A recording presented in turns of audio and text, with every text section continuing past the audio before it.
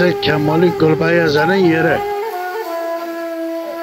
Biz Gölyazı'na doğru gidiyoruz arkadaşlar.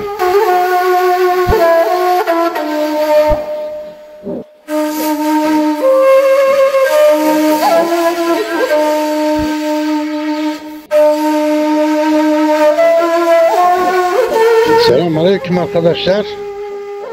Ben Halil Badır, YouTube kanalıma hoş geldiniz. Hepinizi sevgiyle, saygıyla selamlıyorum. Bugün Konya Cihanbeyli Gölyazı Mahallesi'ne gidiyoruz. Yani eski Kürtçe ismiyle Halke Dondurma. Bugün oranın halk pazarı var. Bir de gurbetçileri izinde hem gurbetçileriyle konuşup tanışmak amacıyla hem de oranın halk pazarının videosunu çekmek için yola çıktık arkadaşlar. Benim bugünkü yol arkadaşım Bacanak İhsan Taner. Merhabalar herkese. Merhaba. Editörümün kardeşi. Bugün bana o eşlik ediyor. Çıktık yola bakalım. Arabanın yönü hangi tarafa ise o tarafa doğru gideceğiz bakalım.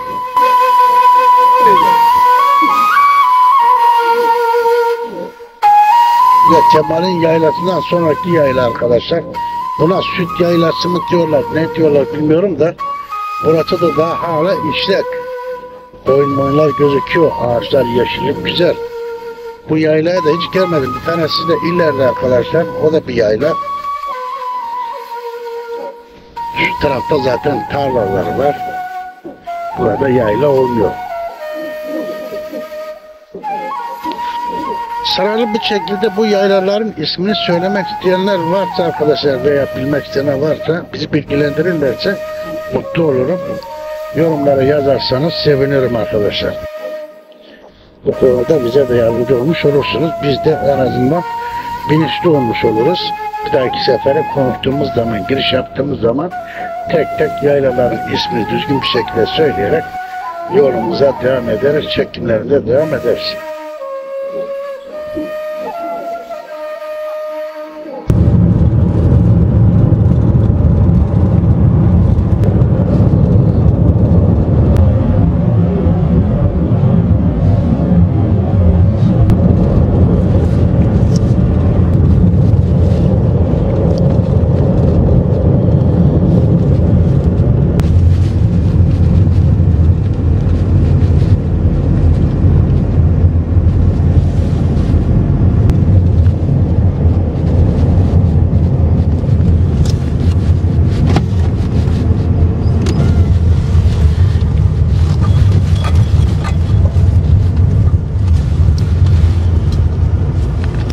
Evet, burası Gölyazı'nın halk pazarı. Arkadaşlar arabamızı buraya park ettik. Burası hemen hemen şöyle bir gösterelim girişi.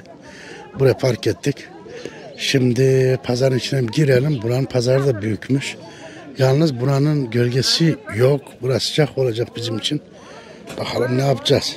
Niye burası böyle düz bir arazi bilemiyorum. Gölgesi falan yok.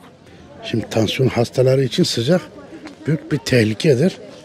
Biz de bir tansiyon hastası olarak sıcaktan korkuyoruz tabii ki. Neyse sizler için bu çekimleri yapmak zorundayız. Şöyle bismillah diyelim, bir pazarın içine doğru girelim arkadaşlar. Böyle bir girişte bizi bir kuru yemiş karşılıyor. Evet, tanıdık arkadaş. Selamünaleyküm. Selam. Hayırlı günler, hayırlı işler. Hoş geldiniz. Nasılsınız, iyi misiniz? Teşekkürler, siz nasılsınız? Allah razı olsun. Buraya da gelmişsiniz. Ben buraya geldim çarşamba. Evet, iyi. Siz gelmiyorsunuz, siz de gelmişsiniz. Ben ilk kez geliyorum buraya. İlk kez. Çek baba, çek.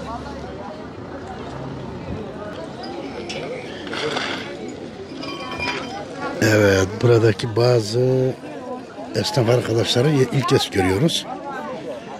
Bunlar tanıdık değiller. Şimdi hiç tanımadığım, bilmediğim bir yerde çekim yaptığım zaman arkadaşlar kolay olmuyor. Şimdi bazı köylerin hemen Halil Badır mı? evet. Ha, ne yapıyorsunuz? Sağ ol. Siz ne yapıyorsunuz? İyi misiniz? Biz de iyiyiz, gidip geliyoruz. He. Gördüğün gibi işte bizim pazar burası. Evet, evet. Pazarı İlk. yapıyoruz valla pazarda çok pahalı. Öyle mi? Çok pahalı alamıyoruz hiçbir şey. Oo. Avrupacılar gelirler de yırtını bizden çıkartıyorlar. Biz mi ödeteceğiz? Vallahi işte bakacağız. böyle abi. Bakacağız. Bir Gittiğiniz pazarı bir dolaşın. yerde ne alışveriş yaparsanız benim kanalımda izlediğinizi söyleyin, size indirim yaparlar. Böyle mi? Tabii. İşte Halil çok Bad'ın pahalı. kanalında izledim dersin, indirim yaparlar. Mersin'de çok pahalı. Selamünaleyküm. Badili Hocam karpuzlarınız fiyatı nedir? Biz 10 liraya satıyoruz. Marketlerde 20 lira vatandaş almıyor. 10 liraya satıyor. Ha, çekirdek karpuz 10 liraya satıyoruz. Marketlerde 20-25 lira şu karpuz. Oradan alıyorlar, buradan alıyorlar. Niye ki? İşte bakalım al şey oluyor. Kalite oluyor. İyi. Aynı karpuz. Değil mi? Değil mi? Kavun ne kadar? 20 lira. Kavun da 20 lira. İyi. Nereden geliyorsunuz? Cağmen'den, Karabağ'dan geldim. Ha, Karabağ'dan geliyorsun. Buradan Karabağlılara selamlar olsun o zaman. Aleykümselam. Eyvallah. Oo Halil abi hoş geldin. Hoş bulduk. Selamünaleyküm. Hayırlı işleriniz olsun. Allah razı olsun abi hoş geldin. Hoş bulduk, hoş bulduk.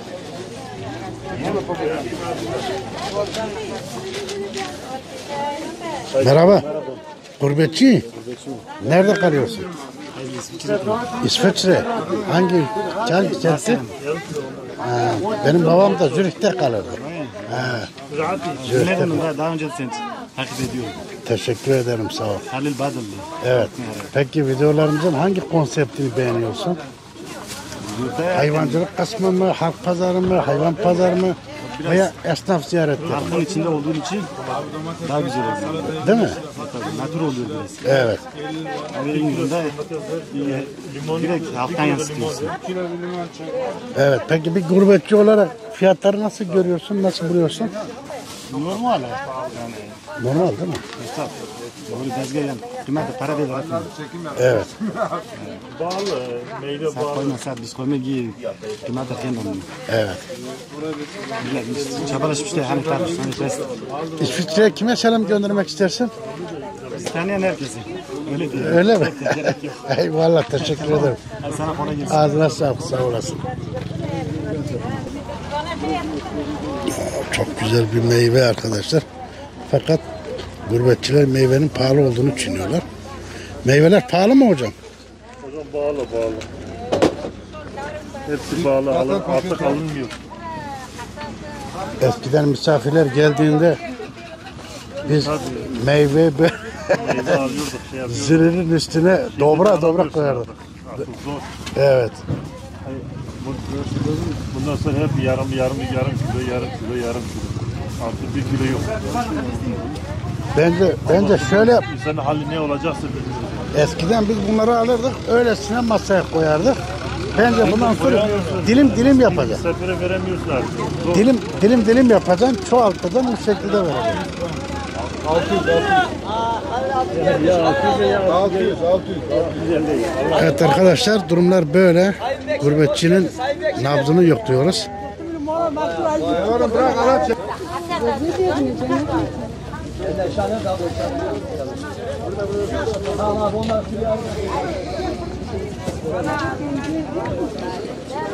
Burası hep ileriye doğru hepsi meyve arkadaşlar. Şu tarafa da giyim tarafı. Merhabalar.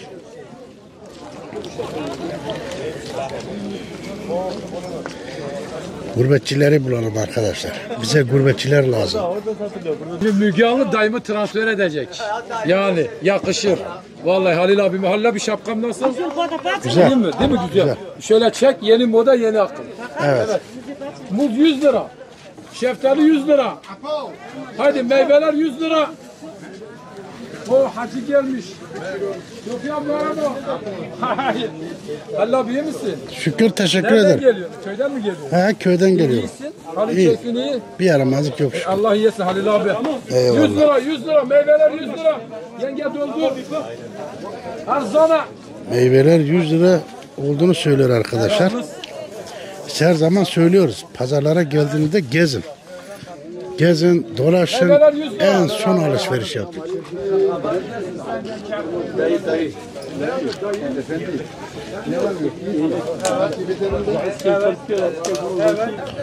Merhaba, merhaba. Nasılsın? Elhamdülillah. Tüccarındı. Bekliyoruz. Şükürler olsun. Fiyatlar ne durumda? Ucuz. Ucuz mu? Gurbetçiler pahalı diyor ha. Öyle ucuz. Abi hoş geldin. Abi hoş geldin. İsmimizi verene uygun veriyorsunuz. Evet. Ha, onu söyledik. Bizim videodan izleyip gelenlere uygun vereceksin. Anlaşmamız öyle.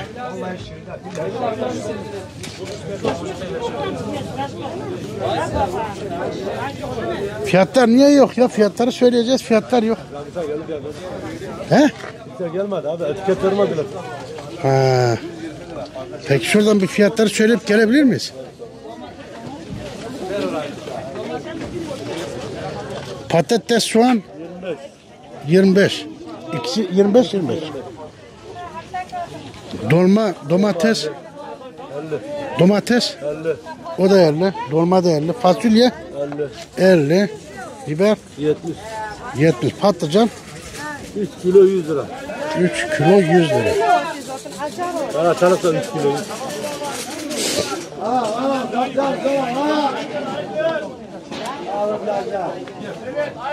Mantar ne kadar? Mantar paketler 70 lira. Paketi 70 lira. Fiyatlar bu durumda arkadaşlar. Burası sıcak ya. Çok sıcak arkadaşlar ya. Neredeyse çekim yapamayacağız. Şemsiye memsiyelerle idare ediyorlar ama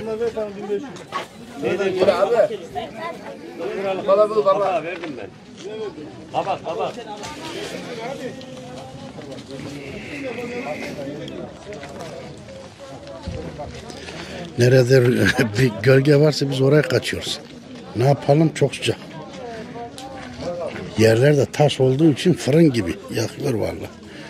Burada giyimlerimiz var arkadaşlar. Hemen pazarın bitişinde.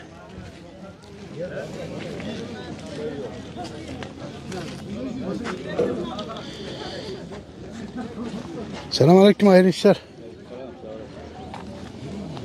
Hocam nereden geliyorsunuz? Eski. Öyle mi? Ha. O yüzden bazı pazarcılar bana yabancı geliyor. Onlar Eskil'den mi geliyorlar? Evet. Doğrudur. Hayırlı işler hocam. Burada giyim tarafı. Gölgeye girmemiz lazım arkadaşlar. Bak. Çok sıcak. Pazarcılar yabancı ya, bunlar demek Eskil'den geliyorlar.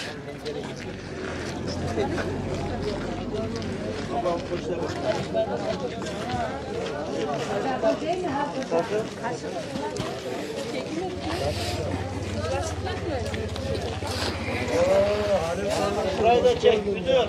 Baba. Birader. Vay. Hoş geldin. Hoş bulduk. Sen buraya da geliyorsun he? Buraya geliyorum ya. Abim burası sıcak Bizim ya. Gölyazi çok iyi insanları var. Göl yazını biliyorum. Gölyazi, ondan sonra Ömerhan'ı insanları bir. Öyle Ama mi? bu taraf İşin iyi inşallah. Allah'ıma hamdolsun. Sen nasılsın? Elhamdülillah. Sağ Allah'a olasın. edersin. Çektin mi bir şey? Sen burası serinmiş, büyük. Çadır açıyorum burada. Çadırı da büyük. Güzel. Çadır açıyorum. Ali abi. Mevlüt ne yapıyorsun? Ali abi. Hoş geldin. Sağ ol, hoş bulduk. Nasılsın Ali abi? Elhamdülillah. Sen ne Bak yapıyorsun? burada her taraf kapalı pazar. Gölyazı'da yok. He ya, kapalı pazar. Şikayetimiz o. Bak Perişan olduk ya. sıcak. Çadır kuruyoruz abi. Çok eziyetli. Hanımlar buyurun. Ya. Tabii canım bunu Çok zor. bunu bir saat kuramazsın. Aynen. Sabah zaten erken geliyoruz. Bir saat sadece bununla uğraşıyoruz. Babanla. Zor abi zor. O senin eleman mı? Benim oğlum. Bu. Evet. O. Sen evli miydin? Oğlan. Ben de diyorum sen çırpının uğraşıyorsun evlenmek için. He, baba bu tezgah ki sana yardımcı olsun. Burası sen ne zaman çıktın ortaya? Şimdiye kadar yoktun. Biz seni niye hiç görmedik? Var mıydı bu hep? Yok. Bir oğlan bir kız var Ali abi. Öyle mi? Bir Maşallah. oğlan bir de 14 yaşında kızım var. Allah bağışlasın. Ben senin bekar olduğunu düşünüyordum ya. Yok Daha diyorduk bir gün bir Yaşlı. yayınlayalım da. Yaş 40 oldu Ali abi. Bazen kendi kendime diyordum bir gün bir yayın yapalım ya şu adamı bir evlendirelim. Meğersem sen evli misin? Çok Evli iyi. olmadan ben oldum abi. Gördün değil mi? Ne dedi o? Evli olmadan oldum diyor. Öyle mi? Ali Vallahi. abi Gölyazı güzel. Aleykümselam. Allah hocam kapalı çarşı olması şart buranın ya. Pazar varsa kapalı çarşı olması şart. Yeni Coba bir Burak kaldı Ali abi ya. Yeni Coba kapalı. Orada kapalı, yeni Tavşançalı, Cihanbeyli, Kulu kapalı bir burası kaldı. Rüzgar, bak arkası bomboş, toz, toprak. Öyle Çok. mi? Yani biz var ya çok eziyet çekiyoruz Ali abi burada. Vallahi sesimizi duyuracağız. Aynen. Yapacak bir şey yok. Biz buraya bir kapalı pazar istiyoruz. Hani Madem çok maliyetli olmasa dahi yani bir de Halika'nın ya Yeni Coba'nınki kadar olsun canım. yeter. Yeter. Bak Hakko dondurma insanı da gerçekten çok milliyetçi, iyi insan. Sen ne Ben yapacaksın? çok seviyorum. Gölyazı ne yapacaksın sen ya Gölyazı? Gölyazı dedi mi 5 dakika düşüneceksin. Valla biz çok seviyoruz. Evet. Çok kaliteli, çok değerli insanları var. Hepsi de okumuş, bilgili, kültürlü insanlar. Abi Gölyazı yurt dışında kalanlar da çok. Gelemeyenler de çok Halil abi. Doktorunu mu ararsın, avukatını mı ararsın? Mali kire, Evet. doktor çok. Okuyorlar, adamlar okuyorlar. Mesela geçen hafta bir arkadaş buradaydı. Adam İstanbul'da Fuzul'ün genel müdürü. Mesela biz teyze çocuklar izledi. Yani o kadar kültürlü ki. Gerçek ciddi diyorum yani konuşma tarzı, insanlara yaklaşma tarzı, böyle kibar, beyefendi. Yani geliştirmiş kendini Halil abi. Okumuş ya. Okumuş işte. Okumuş adamın- İsviçre'deydim dedi, ben bıraktım. Yurt dışını bıraktım, şimdi İstanbul'dayım. Mesela o kadar geliştirmiş ki kendini. Fuzul ev var ya, onların reklam tasarımını yapıyorum dedi ben. O kadar geliştirmiş kendini. Ha benden mesela başka bir hani maddi olarak şöyle diyeyim. Başka bir olsa lan benim pazarda ne işim var. Ama o kadar mütevazı geldi. Bayağı yüklü de mal aldı. Ben dedi böyle ortamları seviyorum. Yani zaten biz gün İstanbul'da yoğun çalışıyoruz. Bütün hep oturduğumuz, kalktığımız insanlar vesaire şeydir. Ama ben sizin gibi, sizin tarzda insanları seviyorum. Bir de nereden geldiğimi unutmamak lazım. Mevlüt en çok insanları iyi tanıyan esnaflardır biliyor musun? Evet. Ali abi. En çok insanları Ali iyi abi, tanıyor. şöyle Hele diyeyim. siz pazarcılar köyde pazar kuruyorsunuz ya. Yani siz artık insan sarrafı olmuşsunuz. Ben insan sarrafıyım. Halil abi 50 vilayet gezdim. Evet. Yani her türlü insanla oturdum, kalktım, yedim, içtim, gezdim. Ben ilkokul mezunuyum Halil abi. Evet. Ama çok gezdim. Çok gezdim, çok mücadele ettim. Mücadele etmek çok önemli. İnsan kendini geliştirmesi lazım. Mesela seni izleyenlerden, takipçilerinden ya sen ne mezunu? İlkokul mezunuyum dediğim zaman yani bir değişik oluyor. Yok diyor sen ilkokul mezunu değilsin. İnsanların kendini geliştirmesi lazım Ali abi.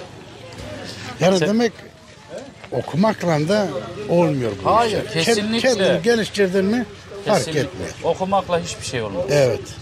İnsanın kendini geliştirmesi lazım. Çok doğru. Bir de okumasıyla yani sürekli araştırması lazım. Sürekli araştırması lazım. Bilim, ilim, irfan.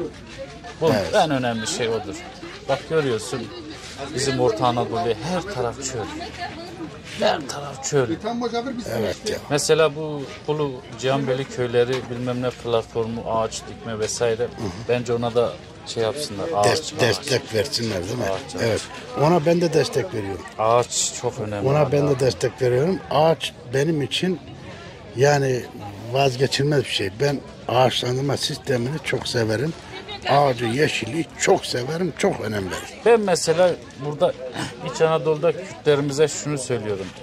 Yani bugün izine gelip de işte bir tatile gideceklerine o parayı ağaçlandırsalar 20 sene sonra onlara yol, su, elektrik olarak, yeşillik olarak, Evet, doğa aynen, olarak geri döner. aynen öyle olur. Bence bunu yapsınlar. Eyvallah. Teşekkür ederim güzel Ben teşekkür sohbetin için. ettim Ali abi. Her geldiğimde Mevlüt'le kamera arkasında yarım saat sohbet ederiz arkadaşlar. Daha sonra çekimlerimize devam ederiz. Burası da gölgeydi. Güzel oldu. Tabi bazı sohbetler yayına geçmiyor. Yayınımız gereği, kurallarımız gereği bazı yasak cümleler olduğu için bazı sohbetlerimizi yayınımıza eklemiyoruz. Biz Mevlüt'ten kendi aramızda öyle sohbetimizi yapıyoruz. Evet. Pazarı küçük arkadaşlar. Buranın bir kapalı pazarı olması çok güzel olurdu. Yani çok da bir masrafı yok buranın. Tam köşe yeri burası. Buradan böyle fotoğrafı çekilsin. Buradan da şöyle. Bunlar sebze meyve yeri. Bu çekim yapıyor da Mücanlı. İnşallah. Olur. Hadi kolay gelsin. Haydi eyvallah sağ ol. Teşekkür ederim.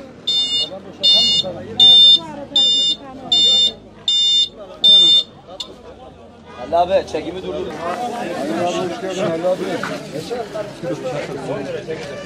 Hayırlı işleriniz olsun hocam. Hoş geldin. Hoş bulduk. Teşekkür ederim. Hangi köylüydün? Cihanbeyli Merkez Ali abi. Öyle mi? Evet. Canbil pazarına da geliyor. Evet, Cihanbeyli pazarındayım. Güzel meyvelerim var. Teşekkür ederim abi. Fiyatlar inşallah uygundur. Valla fiyatlar uygun tabii de meyvesine göre değişiyor. Değil mi? Evet. Tabii ki illa ki o olacak. Yalnız Halil abi cücüde zarar ettik ha. Neyden? Cücüden zarar ettik. Senin selamını getiren hep ucuz aldı cücü. Amcam hoş geldin. Vallahi bizim konseptimiz bu abi ya. Vallahi Halil abinin selamı var dedik. Gelen Halil abinin selamı var, selam var hep ucuz aldıracak. Ya bu kadar da olacak tabii. Abi senin hatırına öyle yaptık artık. Eyvallah. Teşekkür ederim. Sağ ol. O beni mutlu ediyor. Evet. Sağ ol. Sen herkese ulaşıyorsun, herkes bize ulaşıyor. Sen Aynen öyle. altı al. Aynı senin de Gel Arkus gel şimdi. Gel seni diğerin yanında ya. Bunu az ver az. Ben kayıt yapıyorum yiyemem. Tamam.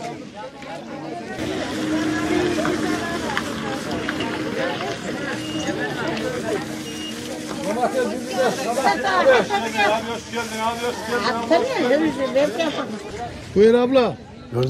Gördünüz mü arkadaşlar? 10 lira abla. Benim toprağım buraya da gelmiş. He ben geldim. Buyur abla. Şu kaç kilo çıkar ya? Şunu takma. Bu da o kadar var. O bundan daha büyük. O bundan da büyük. Bir resim çekseydin. Belki bu ona kafa tutar. Yok bu ona kadar yok. Tart bakalım onu tart kaç kilo çıkacak. 13 kilo. 13 kiloya. O da 15 kilo falan çıkar. Maşallah ya. Bunlar hormonlu değil mi? Yok bunlar şey. Dur ben onu getireceğim. Toprağım. Sen karpuz ne kadar? 10 lira 10 lira. Aleykümselam. 10 lira abi. Abim gurbetçi misin? Yok yarı gurbetçi. Öyle mi? Yarı gurbetçiler bu işleri daha iyi bilirler o zaman. Toprağım. Yok dur ben onu bilmezler. getireceğim. Bir tane şöyle orta boylu ver. Fiyatları nasıl buluyorsun? He? Fiyatları nasıl buluyorsun? Fiyatlar biraz pahalı ya. Öyle mi? Çok pahalı ama. Biraz da değil. Ciddi. Meyveler herhalde son zamanda çok pahalı. 100 liradan aşağı hiçbir şey yok. Evet evet. Toprağım. Ben bunu getirip tartacağım şimdi. O büyük ya ben onu. Adam dedi orta boy. Orta diyorum ben sen Allah. büyük getiriyorsun. Ya sana değil ya. Nasılsın? O Yeter nasıl bu? Biz onun için yeter bana. tahmin yürüttük, onu tartacak. O yüzden bu tarafa getirdi. Nasıl bu karpuz? Karpuzlar. 10 numara baba. Aman karma. 10 numara diyorsun ama eve götürdüğümüz zaman 10 numara çıkmıyor ama. 6 numara çıkıyor. Sen şunu al ala. Şunu terazinin üstüne koy.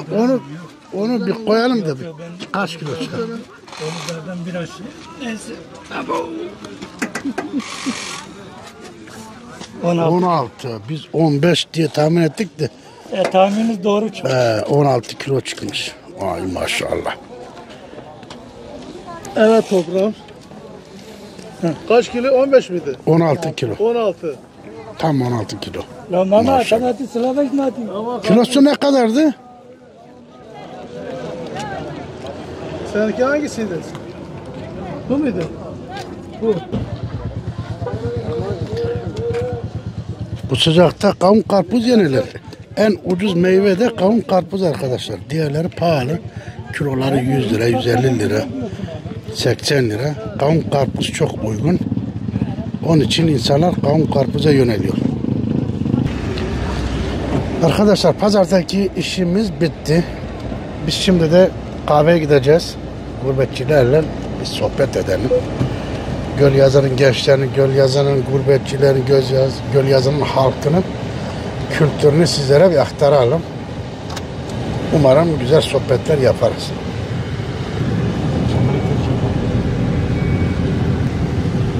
Az önce buraya geldik arkadaşlar. Burayı biz pazarın nerede olduğunu bilmediğimiz için gelip burada arkadaşlara sorduk. Sonra tekrar geri döndük. Şimdi buradan tekrar ileriye doğru gideceğiz. Buralar sağlı solu dükkanlar arkadaşlar.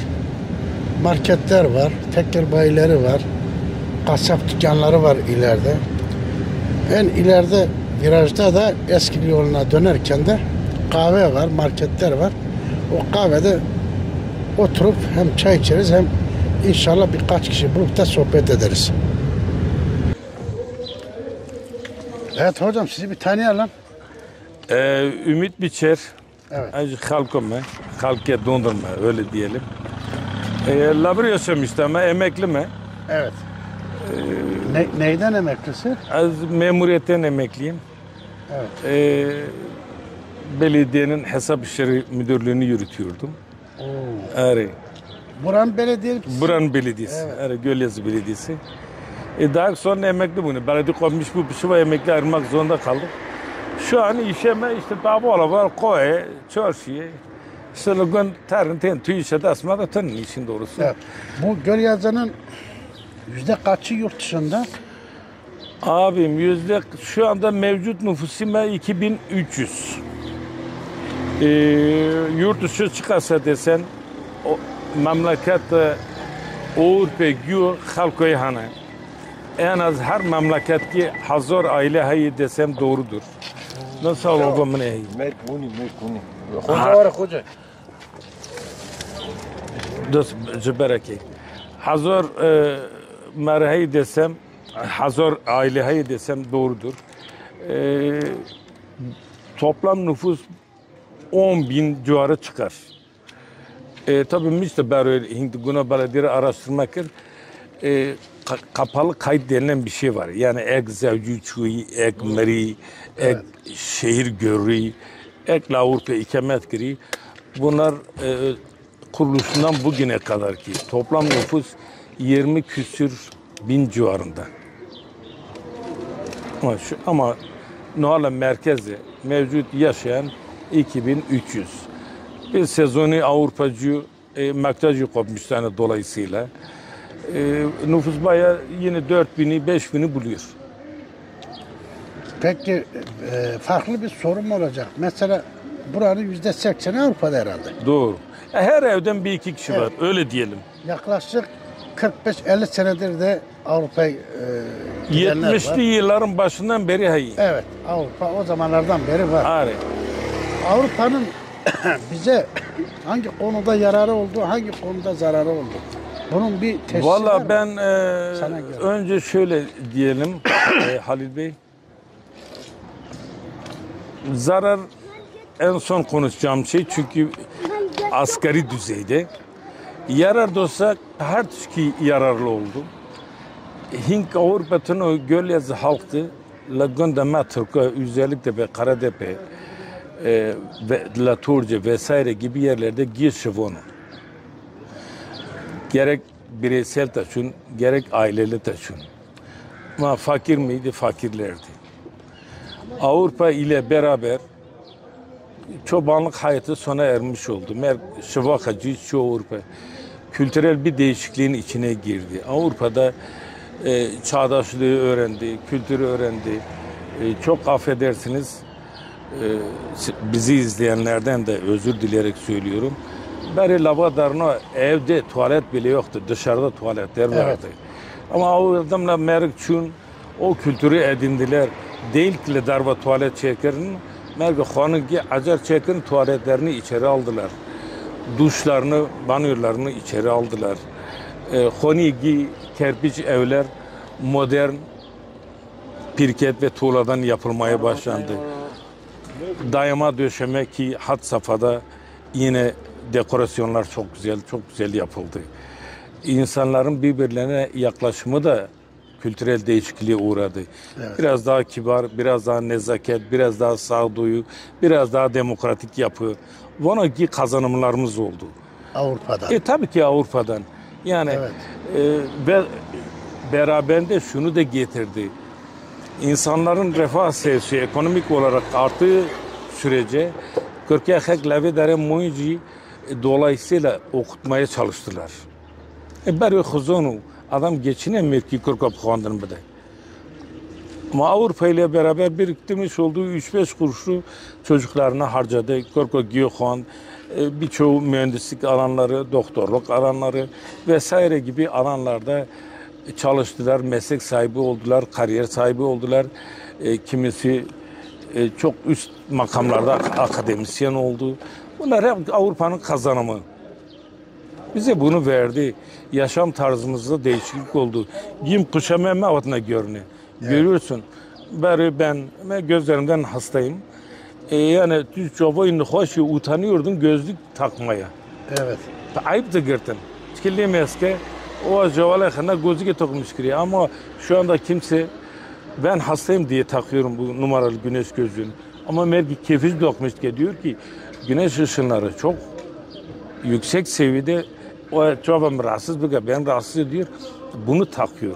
Kimse de hor görmüyor artık. Çok normal. Evet. Çünkü iyi Avrupalı dokmuş ki ben takamayayım. Benden fazlalığı ne? Bu Avrupa'dan aldığımız kazanımlar. Mutlaka kazanım. Kayıplarımız ne acaba? Kayıplarımız ne oldu? Kültürümüz. Tabii bir kültürel yozlaşma biraz yaşandı. Çıma yaşandı. Evet. Mecburi eğitimsiz derket içi. Dolayısıyla oradaki toplumun içine girince kayba uğrar. Yani şöyle kayba. Ailesini kısmen ihmal etmeye başladılar. Yani ki muhakabalı kırsın kokacıyız. Kimisi çoluk çocuğuna bakamaz oldu. Yani bunlar asgari düzeyde. Hep toplumda böyle şeyler yaşanabilir. Evet. Gayet de normal yani bunlar. Keşke olmasaydı yani az da olsa, asgari de olsa yaşanmamış olsaydı o ahin yarın diyor. Fakat kötü mü? Bu tartışmaya da açık bir şey. Çim o. Onu da artık takipçilerimiz yorumunu yapsana. Yani adam diyor vallahi köylü fukara çizgi dama biraz daha havis kabaka. Yani bu herkes için, erkek için de diğer bütün insanlar için yani erkek kadın ayrımı yapmayın. Bütün insanlar en güzel yaşamı hak eder. Ediyor, edecek de. Etmeli de. Ben öyle değerlendiriyorum. Öyle de olmalı. İşin doğrusu. Pek ciddi bir kaybımız yok. Ama şu kayıp olabildi mi? Aşırı derecede aşırı derecede bir göç yaşadık. Yurt dışına göçümüz haddinden fazla. Şehire göç haddinden fazla oldu. Dolayısıyla göndermek diyor ki Kulu ve Cihanbeyli köyleri başta olmak üzere işsiz mon. Nüfus oranında düşüş var. Efendim söyleyeyim, doğum oranı çok düşük. Çünkü yaşlı kesim, orta bir yaşlı kesim kaldı. Böyle olunca tabii bu konuda biraz şey oluyor, sıkıntı var, kayıplarımız var. Yeterince kalabalık olmuyor. Yani her işte 5 havalı doğru avrulmuştu. Sezon, izin sezonundan dolayı biraz canlılık var. Bir ay sonra bunu görmeyeceğiz. İşte buradaki ne diyelim, Kaçın geldin kimse yok. buranın demirbaşları. Evet. Buranın demirbaşları kalmış olacak. Edin ki karnı. Gitsin tabii, adam çalışıyor, işi var, gücü var. Hani bir sözdeki yok, doğduğun yer değil de doyduğun yer vatandır. Evet. Oralar onlar için vatan. Bana odararın te orada yaşasınlar. Ben şahsen Körkemizci diyelim. Şikayetçi miyim değilim. Hem sosyal olarak iyiler, hem buradakilerin dertlerine, sıkıntılarına da madden manen yardımcı oluyorlar. O gayet güzel bir şey. Burada olsalardı çırpı. Evet. Yani bunu diyorum. Çok teşekkür ederim. Görüntüyü Şunları bir hayır. çekeyim de.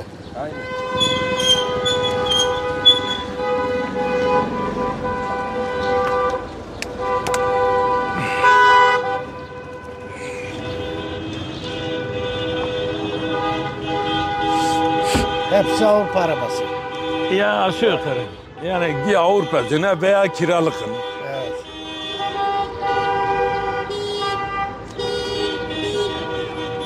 Evet. Seni bir tanıyalım hocam. Az Yusuf Havuççu. Doğum tarihim benim. 1963. Az Gölyazı doğumluyum ben. Evet. Az Liver çiftçiliği ettim ben. Az şuma Almanya'cı, şuma İsviçre'cı, şuma Hollanda'cı. İşte Yalnız bir şey rica edeceğim. Şimdi senin konuşacağın konu çok önemli bir konu. Bütün dünyanın anlaması açısından Türkçe söylersen çeviri tarafından bütün dünyaya biz bunu anlatmış olacağız. Vallahi işte bizim şu andaki gençlerimiz, evet. Yani bir jenerasyonun o, küçüğü, lür, korre kuatı döne, orada doğum yapanlar, orada kalır abi. İki dilin arasında, iki kültürün arasında kalmışlar. Evet. Hatta 3 kültürün arasında. Türkçe, Almanca, Kürtçe. Evet. Şimdi buraya geliyorlar, bizi tanımıyorlar. Burayı sevmiyorlar. Burayı sevmiyorlar. Evet. Yani burada hiç olmuyorlar yani daha doğrusu. Yani İşte orada kindergarten'a gidiyor, orada okula gidiyor, oralı oluyor. İşte Ümit'in dediği gibi orada doyuyor, orada kalıyor. Yani bu generasyon bay paşı geçiyor, kayboldu. Yani şuna mı bağlayalım? Gitgide buralar boşalacak. Tam biz boşanıyoruz. Tam gerçekten öyle. Gerçekten işte abi bizim gibi yaşlılar kaldı. Şimdi şöyle genç kalmadı. Şöyle bir şey de var. 30 yıl önce, 40 yıl önce gurbette giden amcalar, o zaman değişikti abi. Evet. Onlar sürekli bu tarafa para gönderirlerdi. Ev yaparlardı, çiftlik yaparlardı. Onlar ne diyordu? Vasıta ararlardı. Biz hanımları götürmeyiz. O zaman öyle diyorlar. Evet. Hanımlar da bayağı götürmüyor. 20 sene de götürmediler. O kuşak hepsi öldü. O kuşak gitti. Para gönderen kuşak Çocukları yok. orada oldu. Çocukları orada oldu. Çoğu orada evlendi. Çoğu geldi buradan götürdü. Onların çocukları da orada kaldı. Yani senin anlayacağın bizim şeyimiz bitti. Kültürümüz de bitti. Köylerimiz de boşandı. Yani gelecek biraz karanlık. Teşekkür ederim. Sağ ol. Güzel, değerli bilgiler için. Evet hocam seni bir tanıyalım. Hasan Yalçın, belediyeden emekli. Evet. Tarihi Mergun şu an 185-190 yıllık bir şey. Şengel, Suriye, Horasan, Adıyaman, Emeşavurlu, Diyarbakır. Peyden pey. Kışın Çukurova, yazın Tuatnafır'ı. Yayla halinde, yörük halinde yaşamışlar. Deveyle gidip geliyorlar. Lavida'ya yedin yerleşmiş bu. Halkiyanın aşireti Amir Reşini. Ama gelenek, görnek yeme bere notunun. Abiyana lahan yeme, kolp yeme, dasta avun. Evet. No? Dövmek değil. O şey avno gihalat. Kültür yavaş yavaş şu. Tazik tavu para civen sıvke yeki rüy sıvke pide yeki izden rüy düdüyor tadı rüy şişir tadı rüy şüp şo xudan taziye non xditan. No av gihalat. Sizin akrabalarınız Kararsdağlar mı? Şimdi şeydir yani tabii Hasan hocam da ifade etti. Halken aşireti İbni Halikan'ı mutlaka sizler de duymuşsunuz. 1200 yıllarda Revandus denilen Türkiye, İran, Irak üçgeninde bulunan bir şehir. Evet. İbni Halikan da orada yaşar. İbni Halikan oranın Abbasilerin o dönemde de saygın devlet idaresinde görev almış etkili ve yetkili isimlerden bir aile. Yapışı tabii dağılmalar oluyor. Yani bu dağılmalar gerek ırkı olur, gerek sosyoekonomik nedenlerden olur, gerek katlıktan oluyor. Bu tür sebeplerden dolayı dağılmalar olunca ama periyodik olarak işte Ağrı, Erzurum, Yozgat ki Kırşehir, Sorgun, Kırşehir, Çukurova en sonraki şey. Sonra geliyorlar Karacadağ bölgesinde yerleşiyorlar. Aslında biz 1800'lerin başında yani 1810, 20, 30 gibi Lavi dönemi oradan bir iki aile kopup buraya geliyor. Ve Lavi dönemi ki burası hakikaten çok sulak bir bölge. Otlar 1 metre boyunda. Ya demiş tamam Karacadağ güzel ama burası hayvancılık için çok elverişli bir bölge. Biz burada ikamet ederiz. Bir iki aile geliyor. Sonra aile sayısı işte yavaş yavaş çoğalmaya başlıyor. Ondan sonra yazın buralar, kışın Çukurova bölgesine böyle göçebe yaşam tarzı oluyor. Ama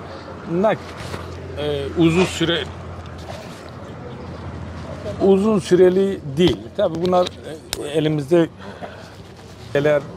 kayıtlar yok. Buna rivayetin araştırmacıların söylemleri. Bizim de onlardan aldığımız, Mazinama'da büyüklerimizden aldığımız bilgiler.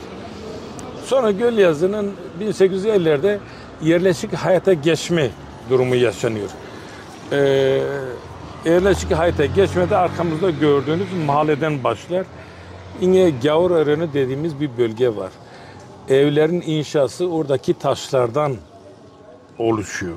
Haytanan kinan nabilere bir khonihe çekin yerleşik hayatıma geçince temelleri oradan atılıyor. Ve Gavurören dediğimiz bölgede de Ermeniler yaşarmış. Ödere birçok ağaç türü var. Yabanleşmiş ama şu an aşılama olmayınca kimsesizlikten, yaban hayvanlarının vermiş olduğu zarardan dolayı orası terk edilmiş bölge. Ama isim bugüne kadar Gavuröreni olarak kalır. Sonra Ermenilerde şey var, Karaöyreşik dediğimiz Karaören diyelim. Karaören dediğimiz bölgede yine bu Ermeniler barut imalatçılığı yapıyor ve kısmen de dokumacılık yapıyorlar el sanatlarında. Dokumacılığı çok meşhur. Bizlerle beraber iç içe yaşamaya geçince el sanatlarındaki dokumacılığı bizimkilerde, Halkanlarda öğrenmeye başlıyor. Hatta 10-20 yıl öncesine kadar kızlarımızın bütün çeyizlerini analarımız örerdi, yapardı. Evet. Yastığını yapar, halısını yapar, kilimini dokur, tavne ona ari. Yani bunu giy ona tıkır. Ama bunlar o Ermenilerden almış olduğu bir sanat kültürü. Evet. Yani onlar öğretti. Bizlerden bir şey yok. Ve biz ondan yıllar içerisinde onlar göç etti. Ya da ettirildi. Ya da etmek zorunda kaldılar. Evet. Böyle oldu.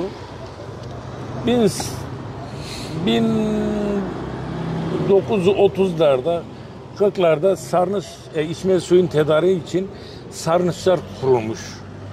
köyün ileri gelenleri, akil insanlardan oluşan bazı gruplar sarnıç oluşturmuşlar. Gerek yaylalarda hayvancılık yaparken oradan içme suyunu temin edebilmeleri için. Yağmur suyu o sarnıçlarda birikiyor. Mevsim boyunca veya yıl boyunca onu kullanmaya başlıyorlar. Onunla beraber işte tabii yönetim şekilleri değişiyor. Yani muhtariyet oluyor. Muhtarlıklar köyün sevk ve idaresini yapıyor. O muhtarlar köye katkıları çok olmuş. İçme suyunu getirtmişler. 10 kilometre ileriden cazibeyle gelen içme suyu. 12 tane çeşme kurulmuş her mahalleye. Çok güzel çeşmeler ve mimari olarak da çok güzel yapılmış onlar. Ama bugün hepsi harap oldu. Yıkıldı. Yerinde bir tane böyle sanat eseri, tarihi anıt diyebileceğimiz bir tanesi bile yok. Onu olsaydı da keşke sizler de görmüş olsaydınız. O su akımını ben çekmiştim. Drone'da. Çekmiş miydiniz? Doğru.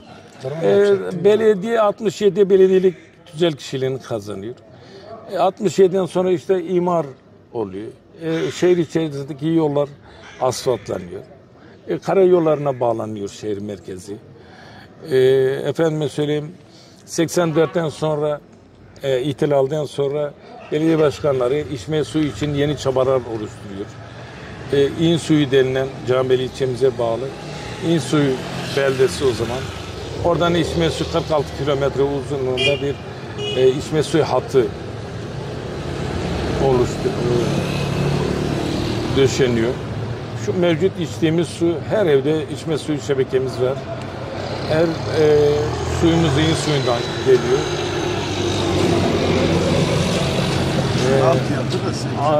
Altyapı, kanalizasyon, altyapımız her cadde sokakla mevcut.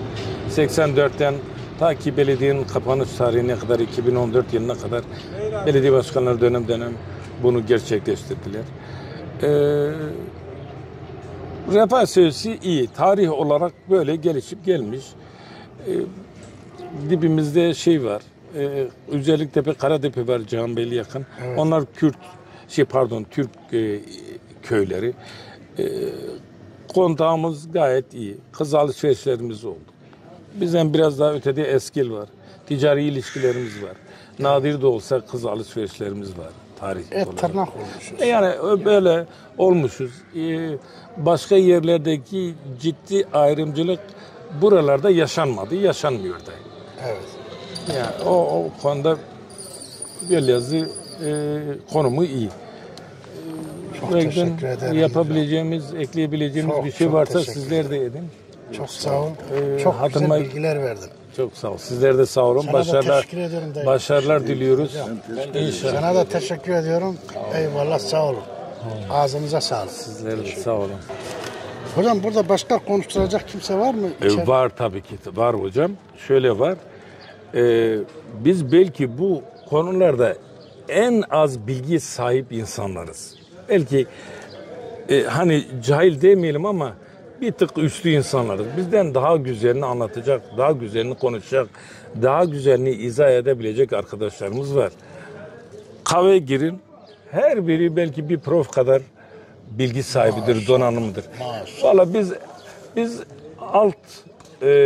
en alttakiler diyelim. Vallahi biz en alttakiler. Böyleyse acaba en üsttekilerini de merak ettik. Biz onlara nasıl soru soracağız? Buyurun. Onlarla da bir muhatap olun. Eyvallah. Teşekkür ederim. Hadi iyi çalışmalar efendim.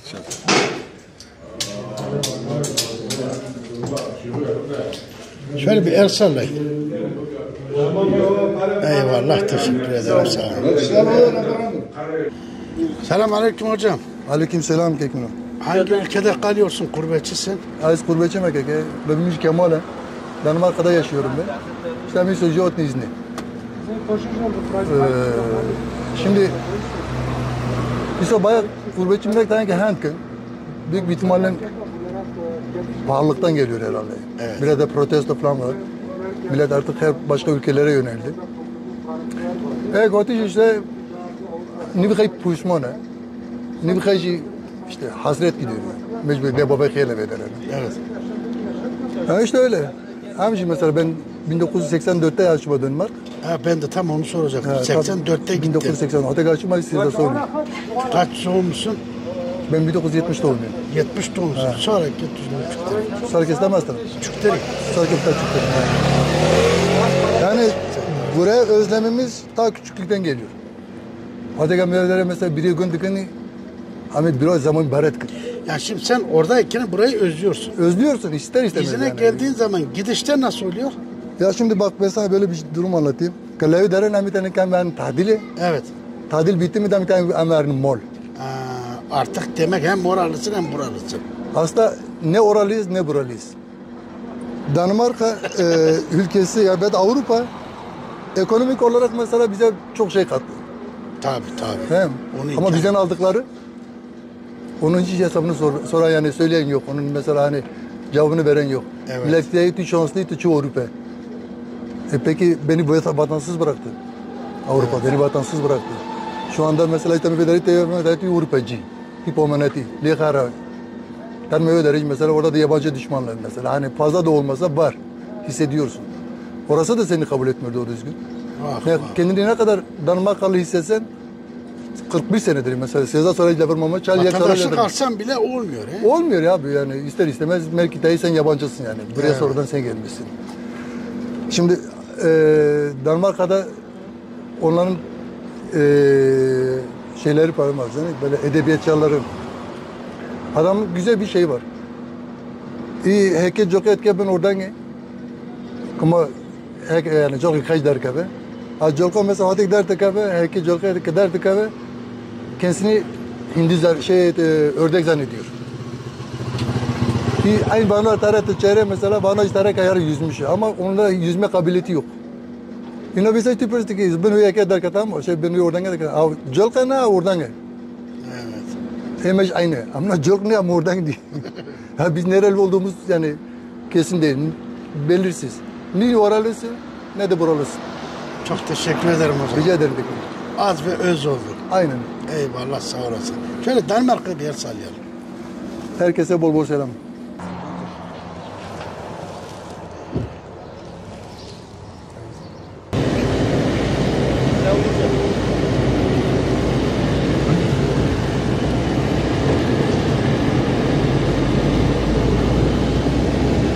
Evet arkadaşlar bir göl yazı videomuzun daha sonuna geldik.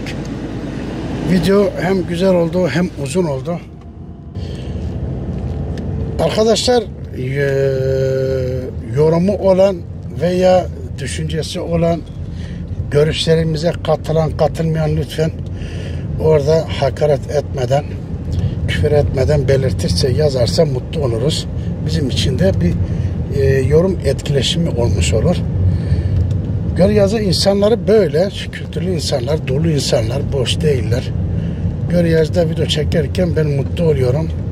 Gölyazı'da ben zevkle video çekiyorum. İnsanı çok ileri görüşlü bir insan. O yüzden çok rahat ediyorum burada. Üzülerek diyorum bir videonun sonuna geldik. Gerçekten üzülerek diyorum bir videonun sonuna geldik. Kendinize iyi bakın. Allah'a emanet olun.